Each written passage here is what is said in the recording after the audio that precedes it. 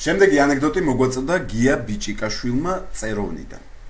თბილისის ფოსტა წერილებს ახარისხებენ, კოლოფებში ალაგებენ, მისამართებით უნდა დაამისამართონ და ბავშვის გაკრული ხელით რაღაცა მწვანე ფლომასტრით წერილზე ზემოდან აწერია თოვლის ბაბუას. და ყველას გაუკვირდა ბავშვია და აი თოვლის ბაბუას უნდა გაუგზავნა ლაპლანდიაში ვინ გააგზავნის იმას და აი გახსნეს წერილი და წერილში წერია. გამარჯობა თოვლის ბაბუ. გწერ 10 წლის ლევანი. მშობლები დამეღუპა. ბებიას და ბაბუას ძალიან უჭირთ. სკოლაში სიარული მინდა, მაგრამ ძალიან ცივა. ტანსაცმელი არ მაქვს.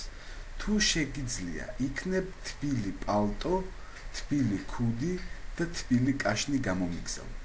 აკინაღა მაეტირათ რა პოსტაში რა, ბავშვია რა, სწავლა განათლება უნდა და მოდიო ფული შევაგროვოთ და უყიდოთ რა ბავშვს ჩვენო რა ის თოვლის ბაბუ არის ისი გამგზავნიაო და შეაგროვეს რა ფული წავიდნენ ბაზრობაზე და უყიდეს თბილი პალტო და თბილი ქუდი, კაშნის ფული არ ეყოთ რა.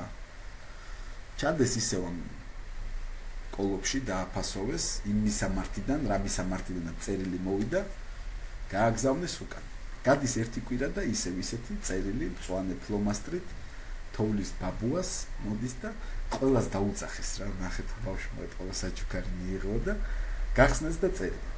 ძალიან დიდი მადლობა თოვლის ბაბუა. მივიღე შენი საჩუქარი.